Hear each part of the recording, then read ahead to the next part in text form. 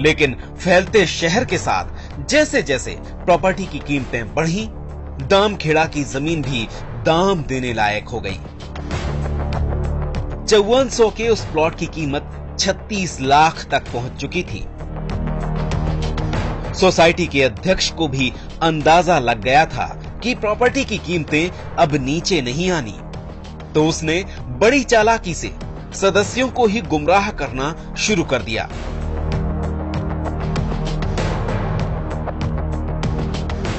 तो इन्होंने लोगों को गुमराह करना शुरू किया, धमकाना शुरू कर दिया, अफवाहें फैलानी शुरू कर दी कि भाई साहब प्रेसिडेंट साहब की नीयत खराब हो गई है, लिहाजा ये पूरी जमीन जो है ये इन्होंने बेच दी है और बिकते जा रही है, आपको कुछ नहीं मिलेगा। अभी पैसे का समिति के पास पैसा है, अपना अपना पैसा वापस ले लो। अगर ये नहीं करते हो तो पैसा भी गायब हो जाएगा, आपको कुछ भी नहीं मिल पाएगा, लिहाजा अपने अपने पैसे वापस ले लो। हालांकि कानून कहता है कि इस तरह हाउसिंग सोसाइटी की जमीन बेचना धारा 20(1) के उल्लंघन के दायरे में आता है, जो एक अपराध है।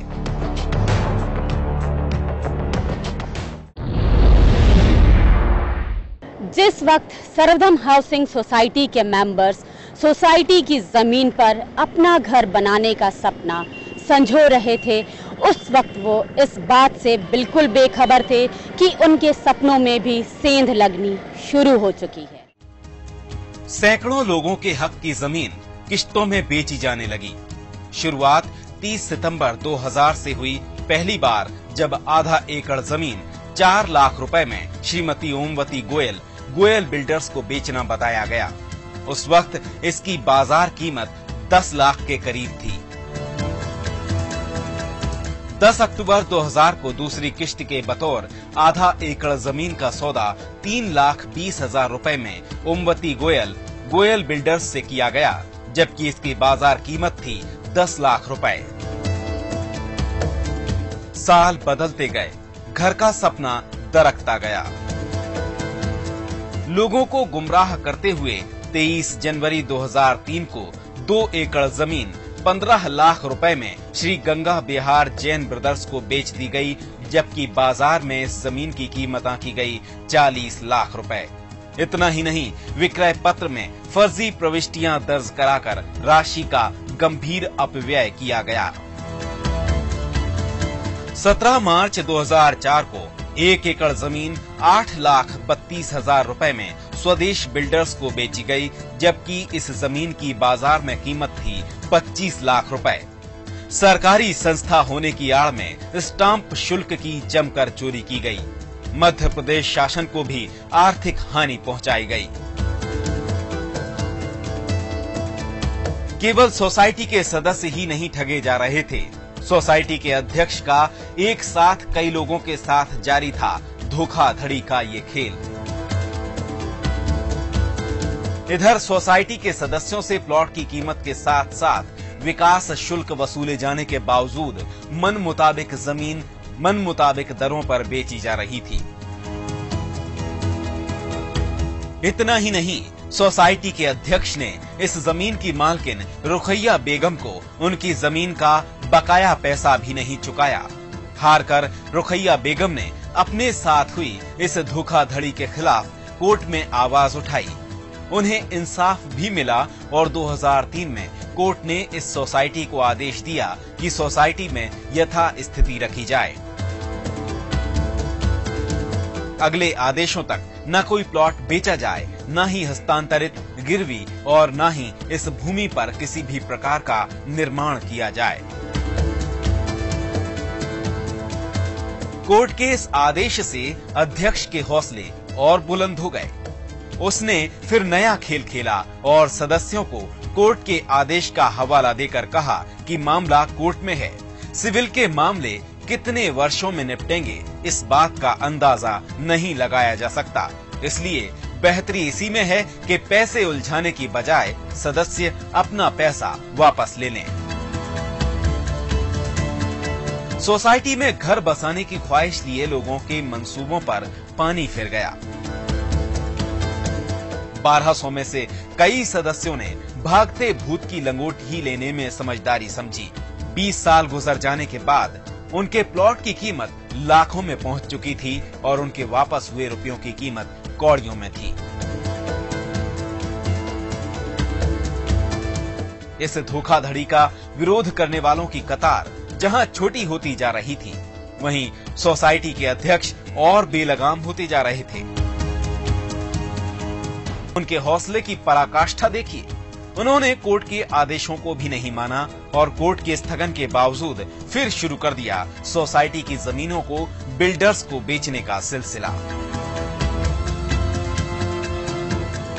28 मार्च 2005 को 2 एकड़ जमीन जिसकी बाजार की कीमत 1.5 करोड़ रुपए थी, उसे मात्र 15,50,000 रुपए में स्वदेश बिल्डर्स को बेचना बताया गया। अगले वर्ष 8 मई 2006 को करीब 8 एकड़ जमीन स्वदेश बिल्डर्स को दोबारा बेची गई। इस बार कीमत आंकी गई केवल 62 लाख रुपए, जबकि इसका बाजार मूल्य था 8 करोड़ रुपए। इसी वर्ष 6 माह बाद 30 दिसंबर 2006 को फिर एक बार स्वदेश बिल्डर्स को ही 7.5 एकड़ जमीन केवल 58 लाख रुपए में बेच दी गई और अब तक जमीन की बाजार कीमत 10 करोड़ रुपए तक जा पहुंची थी। 13 मार्च 2007 को 1 एकड़ जमीन केवल 7 लाख रुपए में श्रीमती गीता को बेच दी गई, जबकि इसकी असल कीमत उस वक्त 2 करोड़ रुपए थी। कुल मिलाकर संचालक मंडल में प्रस्ताव पारित किए बिना छलपूर्वक सेल डीड कराई गई। कैमरामैन सचिन पाटीदार के साथ तरुण गुप्ता, बंसल न्यूज। जब लगातार सर्वधर्म गृह निर्माण समिति की शिकायतें जन सुनवाई में होने लगी तो कलेक्टर ने इस मामले की सुध ली और इस पूरे मामले की जांच शुरू की। जांच अधिकारी ने अपनी रिपोर्ट में जो खुलासे किए उससे ये बात साबित हो गई कि रियाज कौसर और उसके बेटे ने सारे नियमों को दरकिनार कर औने पौने दामों पर बिल्डरों को जमीन बेचकर करोड़ों रुपए डकार लिए और सोसाइटी के आवासहीन सदस्यों को गुमराह किया। सारे सदस्यों की जो है ज़मीन और भूमि जो है उस पर कब्जा कर लिया गया है और भूमि माफी के कब्जा होने से यहाँ के जो जितने भी साथ में सदस्य हैं वो बड़े पीड़ित हैं और उनकी गाढ़े खून की कमाई का दुरुपयोग हो रहा है। शासन से इस बात की शिकायत की गई, शासन ने भी इसकी नफ्ती कराई और नफ्ती किए जाने के बाद में उसने सर्वधर्म गृह निर्माण समिति को दोषी पाया, मंडल को भंग किया। मंडल के भंग होने के पश्चात दोबारा जो चुनाव किए गए उसमें जो मंडल बना है उसमें भी जो सदस्य हैं उनके द्वारा जो है भ्रमपूर्ण जानकारियां आज तक प्रदान की जा रही है। कलेक्टर के आदेश क्रमांक जनसु 2009-2053 के तहत शुरू हुई जांच की रिपोर्ट 28 अगस्त 2009 को सौंप दी गई। 17 साल के बाद कलेक्टर साहब ने ये माना है कि आपकी लड़ाई और ये जो है जितने भी बिल्डर्स हैं जो कॉलोनी बनाई गई है ये अवैध है और इनको तोड़वाया जाएगा और आपको जमीन दिलवाई जाएगी। जांच रिपोर्ट में साबित हुआ कि आवासहीन सदस्यों के स्वामित्व की जमीन को अवैधानिक रूप से निजी बिल्डर्स को बेच दिया गया।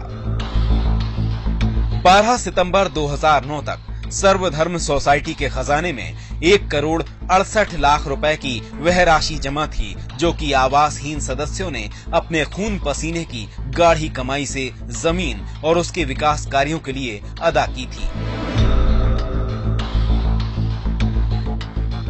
संस्था के अध्यक्ष पद पर रहते हुए संस्था के स्वामित्व की भूमि को अवैधानिक रूप से निजी क्षेत्र के बिल्डर्स को तो बेची, बल्कि इस सौदे में पैसे के लेन देन में भी गंभीर धोखाधड़ी कर आपराधिक कृत्य को अंजाम दिया।